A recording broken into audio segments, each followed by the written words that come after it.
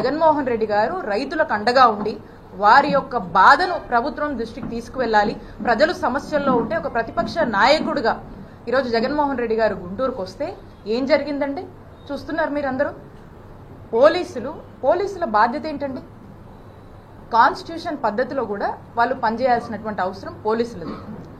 ఈరోజు కేవలం ఒక టీడీపీ పార్టీ కోసం పనిచేస్తున్నట్టుగా వాళ్ళ యొక్క వైఖరి ఈరోజు మనకు అర్థమైంది.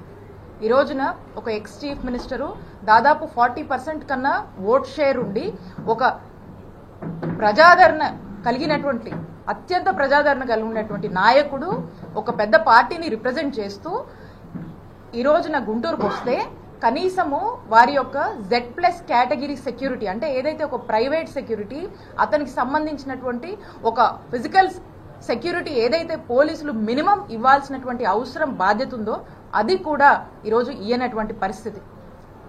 అలాగే అసలు పోలీస్ కానీ సెక్యూరిటీ కానీ ఎందుకండి? ఎక్కడైనా జనం గుమిగూడితే వాళ్ళని ఒక పద్ధతిలో మెయింటైన్ చేయడానికి ఈ రోజున ఈ సెక్యూరిటీ అనేది అవసరం.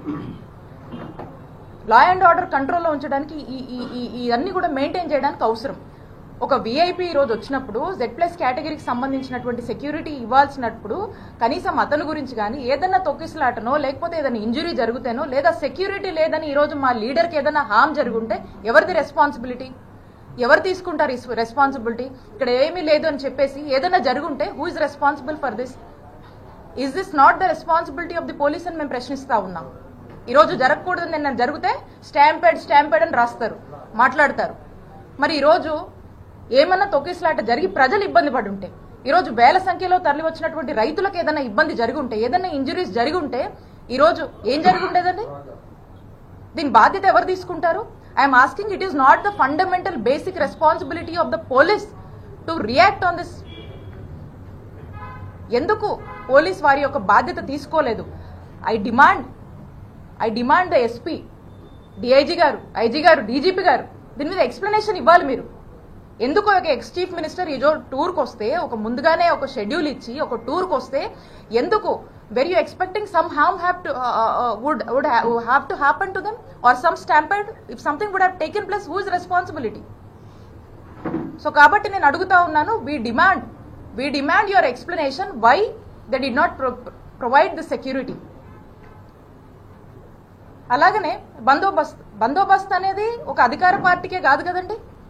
బందోబస్తు అనేది అన్ని పార్టీస్కి ఇవ్వాలి అకార్డింగ్ టు ద కాన్స్టిట్యూషన్. ఎక్కడైతే జనం వస్తారో, జనం గుమిగూడతారో, వేల సంఖ్యలో జనం వస్తారో వాళ్ళకి ఇవ్వాల్సినటువంటి బాధ్యత ఉంది. ఈరోజు ఆ మినిమం బాధ్యతని కూడా కనీసం వారి యొక్క ఫిజికల్ సంరక్షణ కోసం కూడా వాళ్ళ యొక్క సెక్యూరిటీ గురించి కూడా ఎందుకు పోలీసులు ఆలోచించలేదు అనే దాని మీద ఒక స్పష్టత ఇవ్వాల్సినటువంటి అవసరం ఉంది. అండ్ అంటా ఉన్నారు ఎన్నికల కోడ్ అని. మీరు చూసినట్టయితే మేము దీనికి లోబడే మా యొక్క కార్యక్రమాన్ని ఈరోజు చేపట్టడం జరిగింది. ఎక్కడా కూడా మేము యాడ్ ప్రెమిసెస్లో ఎక్కడా మైకులు పెట్టలేదు. మేము ప్రెస్ మీట్ కూడా మీడియా వాళ్ళు అందరూ కూడా వచ్చారు, పొద్దున్న చాలా మంది వచ్చారు ఇక్కడున్న వాళ్ళు. మీరు అందరు కూడా చూస్తే మీడియా మైక్స్ కూడా అవుట్ ఆఫ్ ది యాడ్ అంటే బయట మనం ప్లాన్ చేసుకున్నాం, బయట పెట్టడం జరిగింది. మీడియాని కూడా జగన్మోహన్ రెడ్డి గారు బయట యాడ్ ప్రెమిసెస్లో అడ్రస్ చేయడం జరిగింది. ఎక్కడ కూడా వైలేషన్ లేదు. అండ్ మోర్ ఓవర్ మీ అందరికి కూడా తెలుసు, ఇక్కడ వైఎస్ఆర్ కాంగ్రెస్ పార్టీ ఈ ఎన్నికలకు దూరంగా ఉంది. We're not participating in this election. So మేము క్లియర్గా చెప్పాం, ఎక్కడ మా వంతు ప్రచారం కూడా లేదు, ఏమీ కూడా లేదు. అయినా కూడా ఈరోజు మా మాజీ ముఖ్యమంత్రి గారు జగన్మోహన్ రెడ్డి గారు టూర్కు వస్తే మరి ఇంత అలసత్వం వహించినటువంటి పోలీసుల విషయంలో ఖచ్చితంగా మేము దీన్ని న్యాయ పోరాటం చేస్తాము. దీని న్యాయస్థానాన్ని కూడా మేము ఫ్యూచర్లో మేము ఖచ్చితంగా ఆశ్రయిస్తాము. దీనికి ఎక్స్ప్లెనేషన్ ఇవ్వాల్సినటువంటి బాధ్యత ఈ అధికార పార్టీకి సంబంధించినటువంటి కూటమి ప్రభుత్వానికి ఉన్నటువంటి హైయర్ అఫీషియల్స్ ఎవరైతే ఉన్నారో పోలీస్ వారికి మేము డిమాండ్ చేస్తున్నామో మీరు ఖచ్చితంగా దీని ఎక్స్ప్లెనేషన్ ఇవ్వాల్సినటువంటి బాధ్యత మీ మీద ఉంది. పులివెందుల ఎమ్మెల్యే జగన్మోహన్ రెడ్డి గారికి ఎక్కడ లేని బాధ్యత, ఎక్కడ లేని ప్రేమ. అధికారం పోయిన తర్వాతే జగన్మోహన్ రెడ్డి గారికి రైతన్నలు ఉన్నారు, మహిళలు ఉన్నారు. మరి అన్ని విధాలుగా మరి ప్రజల్లోకి వచ్చి అంతా తెలియజేస్తున్నారు. మరి రైతన్నల గురించి మాట్లాడే అర్హతే జగన్మోహన్ రెడ్డి గారికి లేదు. మరి 2019లో జగన్మోహన్ రెడ్డి గారు నా రైతన్నలు, నా బీసీలు, నా బడుగు బడిగిన వర్గాలు, నా యువత అని చెప్పి ఏ విధంగా దగా చేశారో ప్రజలందరూ చూశారు. ముఖ్యంగా రైతన్నులను ఏ విధంగా ద్రోహం చేశాడో మరి రైతు ద్రోహి జగన్మోహన్ రెడ్డి గారు.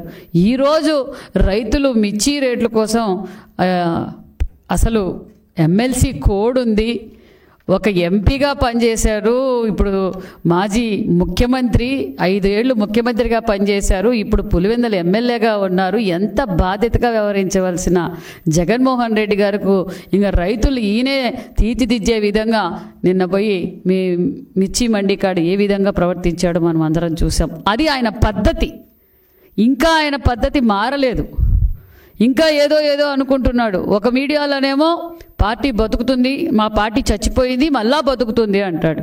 ఇంకోసారేమో పోలీసులకు బట్టలు ఉడగొడతాను అంటారు. మరి ఏం మాట్లాడుతున్నాడో ఏం చేస్తున్నారో మరి ఆ జగన్మోహన్ రెడ్డి గారికి అర్థం కావడం లేదనుకుంటా.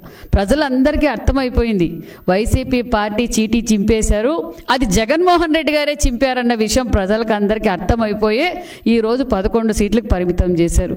మరి 5 సంవత్సరాలుగా ఒక పక్క రైతన్నలకు, మరి మిర్చి రైతన్నలకు ఏ విధంగా చేశారో మరి జగన్మోహన్ రెడ్డి గారు చర్చించడానికి సిద్ధమేనా? ప్రజలకు అర్థమైపోయింది. నిన్న వచ్చిన వారు కూడా మిర్చి రైతులు కాదు, మహాన్ బావా నువ్వు వస్తే మాకు ఇంకా నష్టం జరుగుతుంది, నువ్వు దూరంగా ఉంటే చాలని కూడా రైతన్నులు పక్కన మాట్లాడుకుంటున్నారన్న విషయం కూడా అందరికీ తెలుసు. మరి ఎవరు ఆ రేట్ ఫిక్స్ చేసింది? జగన్మోహన్ రెడ్డి గారు కాదా? రైతుల ద్రోహి జగన్మోహన్ రెడ్డి గారు. ఈ విషయాలన్నీ తెలుసు. మరి ఎందుకు జగన్మోహన్ రెడ్డి గారు అంత చెడగా పరదాలు కట్టుకొని ఒక పక్క ఆయన ఎప్పుడు భూమి మీద తిరగల, గాల్లోనే తిరిగారు జగన్మోహన్ రెడ్డి గారు. ఇప్పుడేమో ప్రేమ పుట్టింది, ప్రజలంటే ప్రాణం అన్నట్టుగా 2 రోజులేమో విజయవాడలో ఉంటారు, 4 రోజులేమో బెంగళూరులో ఉంటారు. ఇక్కడ గొడవలు పెడతారు, అక్కడికి వెళ్ళిపోతారు, అక్కడేమో పబ్జీ గేమ్ ఆడుకుంటూ ఉంటారు. మరి ఇది జగన్మోహన్ రెడ్డి గారు చేస్తుండే పని ప్రజలందరికీ తెలుసు. వైసీపీ పార్టీలో ఉండే నాయకులు కూడా ఆలోచించుకుంటారు. ఆయన భయం ఏమీ లేదు. ఉన్నవాళ్ళు ఏదో వాళ్ళు కూడా ఊడిపోతారేమో, వాళ్ళు కూడా వెళ్ళిపోతారేమో అని ఇచ్చి ఉనికి చాటుకునే ప్రయత్నాలు తప్ప ఇంకేమీ లేదు. జగన్మోహన్ రెడ్డి గారు మరి వంశీ గారిని అరెస్ట్ చేస్తే ఎంత విలవిలాడిపోతున్నారో. మరి చట్టబద్ధంగా మేము రాజారెడ్డి రాజ్యాంగం కొనసాగించటం లేదు, డాక్టర్ బిఆర్ అంబేద్కర్ రాజ్యాంగాన్నే ఆంధ్రప్రదేశ్లో నడుస్తుందన్న విషయం మీరు గుర్తుంచుకోండి. చట్టం తన పని తను చేసుకుంటూ పోతుంది. ఏందండి మీరు మాట్లాడడం? పోలీసులు రిటైర్డ్ అయినా ఎక్కడున్నా తీసుకొచ్చి గుడ్డలు ఉడగొడతారా అంటే ఏం మాట్లాడుతున్నారు మీరు? మీకేమన్నా మీరు వాడుతున్న మెడిసిన్ పనిచేస్తూ ఉందో లేదో లండన్ మెడిసిన్ ఒకసారి చెక్ చేయించుకోండి, లేదా డోస్ పెంచుకోండి.